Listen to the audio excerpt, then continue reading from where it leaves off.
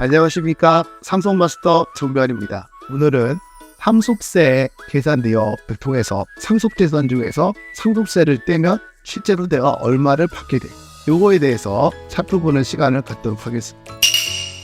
먼저 이 상속세 계산 구조를 파악을 해야 되는데요, 상당히 어렵습니다. 세금에 대한 개념이. 근데 여기서 먼저 중요한 개념을 몇 개를 말씀을 드립니다. 상속재산 가액, 그리고 상속세 과세 가액, 그 다음에 상속분제, 요 세 가지 개념을 좀 이해를 하시면 도움이 될 건데요. 상속재산 가액은요, 말 그대로 부모님이 돌아가셨을 때 남아있는 상속재산인데 꼭 그 범위와 일치하지는 않습니다.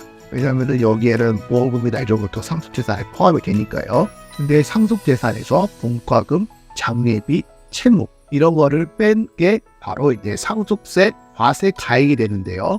이 상속세 과세 가액에서 상속공제가 일어나요. 그 대표적인 예가 이제 기초공제, 인적공제, 배우자 상속공제, 금융재산 상속공제, 이런 각종 공제들을 다 거기에서 공제를 한 다음에 요게 과세 표준이 돼요. 과세 표준이라는 거는 이렇게 생각하시면 돼요. 세율을 곱하는 대상이 기준이 되는 금액이다. 그래서 이 과세 표준이 나오면 여기에다가 상속세율을 곱해서 상속세 세액이 나오고요. 기존에 사전증여 받은 게 있으면 그런 세액을 세액 공제를 해서 총 결정세액이 나옵니다. 상속세율은요, 1억, 5억, 10억, 30억을 기준으로 해서 10%와 50%까지 유지세율이 되는데요. 사실 제가 변호사 처음 할 때는요, 상속세를 내는 분들이 거의 없었습니다. 왜냐하면 일괄공제라는 게 있는데 이거는 과세가액에서 5억 원을 공제를 해주는 거거든요.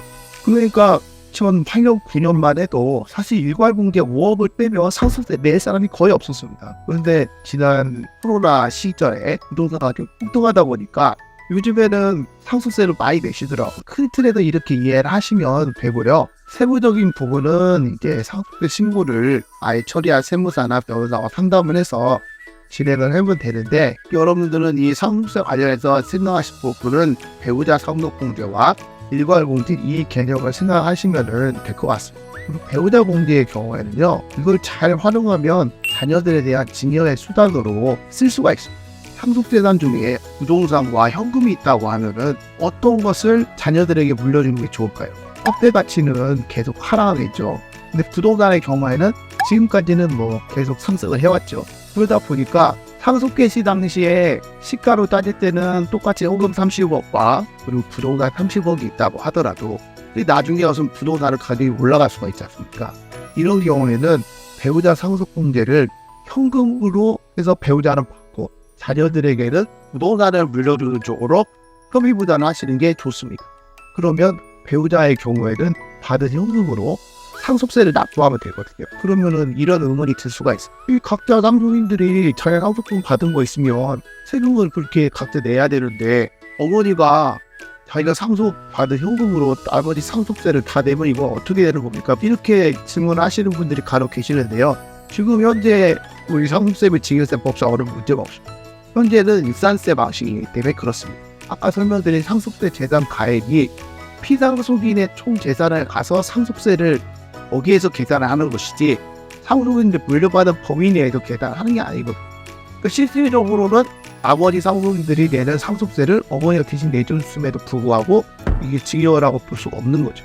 그래서 이런 경우에 자녀들은 부동산을 물려받고 현금으로 배우자 공제도 또 받고 그 현금으로 상속세를 내면 자녀들이 많은 상속재산을 받아가서 효과가 있죠. 항상 상속마스터 정변을 찾아주세요. 그리고 한 가지 부탁을 드리자면 구독과 좋아요 꼭 부탁드립니다. 감사합니다.